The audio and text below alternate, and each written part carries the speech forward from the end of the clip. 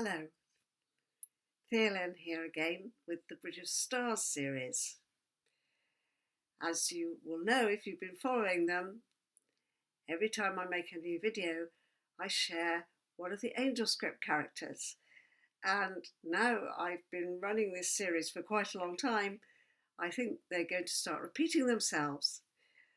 I'm not sure whether, my memory's not very good at the moment, I'm not sure whether we've had this character before, but if we have, it doesn't matter because it's such a lovely one. In fact, it is delightful.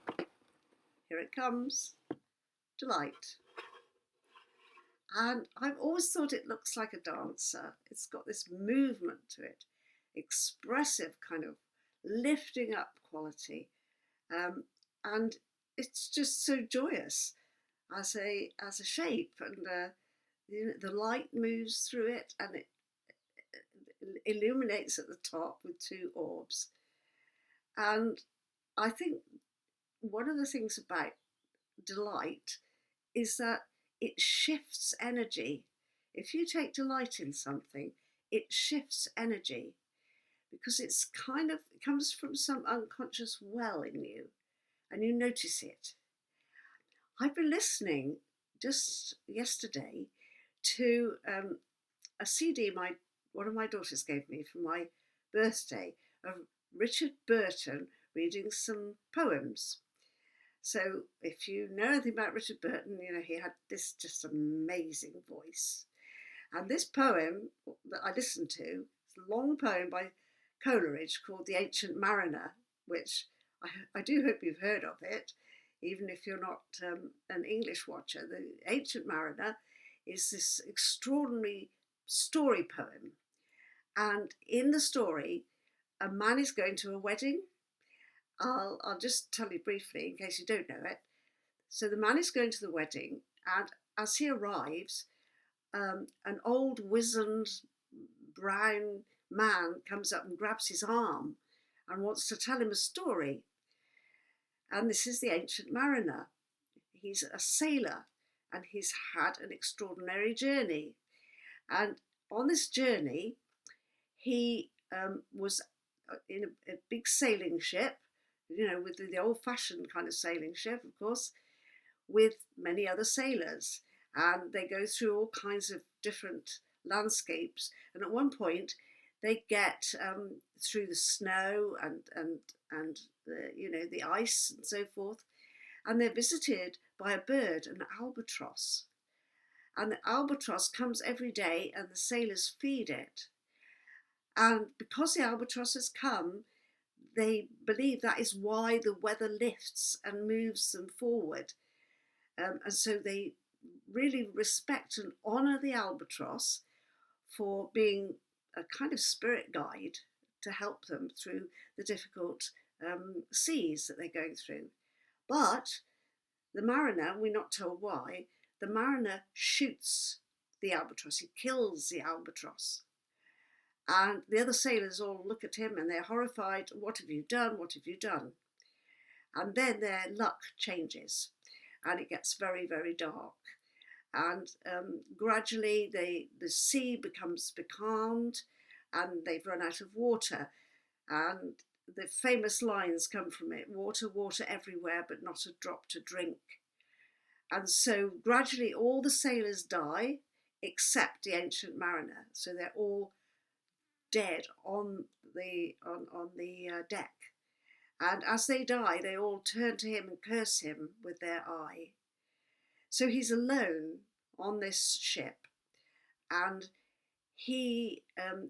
they've put the albatross around his neck as part of the curse to say, this is your fault, right?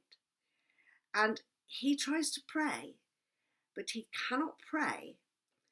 He's overwhelmed by guilt. And I think this is a really interesting story to think about, because if you're overwhelmed with guilt, it's very difficult to actually release yourself, surrender yourself to the place where you will receive the healing.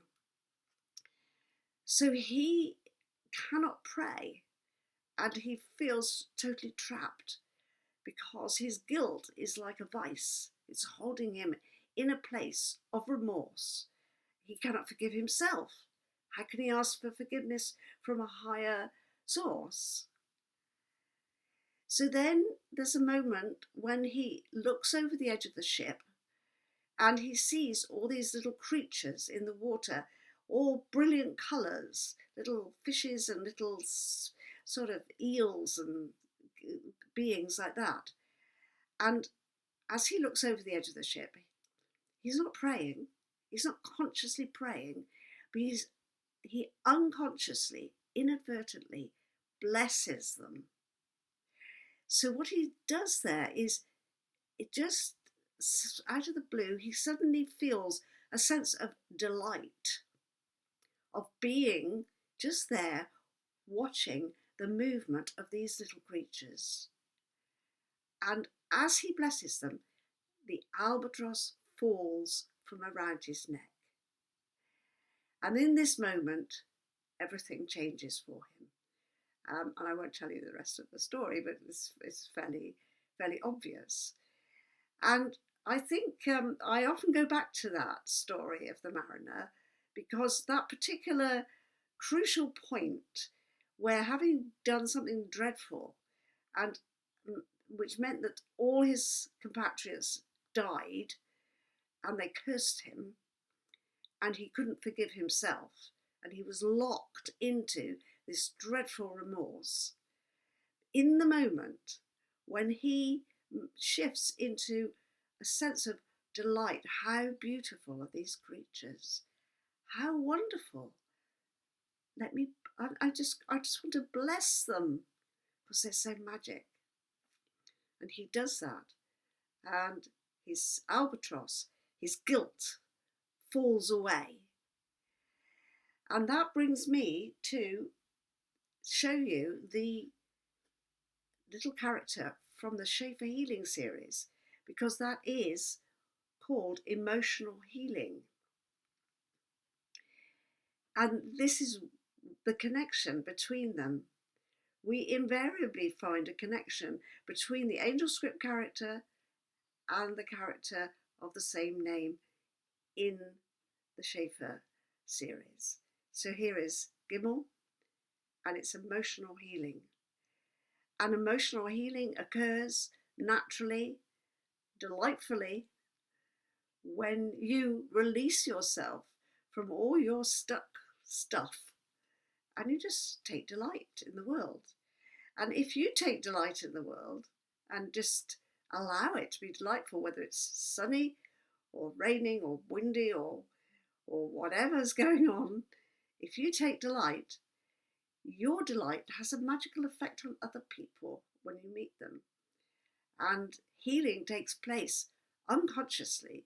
It doesn't have to be a kind of very specific session. Those help, clearly. But it's shifting that energy by just taking delight in the beauty of the world.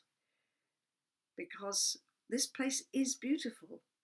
And one of the things that's always concerned me about some traditional religious practices, religious ideas, dogmas, is that so often there's an emphasis on this world being a place of sin, or a place of darkness, or the material world is somehow so heavy that, you know, it's dragging us down and we want to ascend from it. No, the physical world is a beautiful reflection of the divine source in action. So that brings me to the Bridge of Stars. And I just mentioned the word sin. Sin. Now, I found this lovely prayer. I thought this was magic. And then I noticed it had the word sin in it. So, for your information, this is a prayer from a bishop going back quite a few hundred years. What is it? 329, 379, so the 4th century. And I've taken the liberty of changing his word sin to ignorance, because I think that's a much better word to use, right? It's called the helmsman. Steer the ship of my life to your quiet harbour, where I can be safe from the storms of ignorance and conflict. Show me the course I should take. Renew in me the gift of discernment, so that I can always see the right direction in which I should go. And give me the strength and the courage to choose the right course, even when the sea is rough and the waves are high, knowing that through enduring hardship and danger, I shall find comfort and peace. I thought it was very interesting that it was called the helmsman, because in traditional astrology, what they call Hellenistic astrology, the ascending sign, the rising sign on the birth chart is called the helm. So that's the guide to your life. So if you know what your ascending sign is in your horoscope, that is the direction that leads you in the direction of where you should be going. So check out your astrology and think about the helmsman of your personal life. So it could be very different from your sun sign, which you probably know, and they're different from your moon sign, most likely. So that's all for today, and I'll be back in a couple of days' time. Goodbye for now, and stay joyful.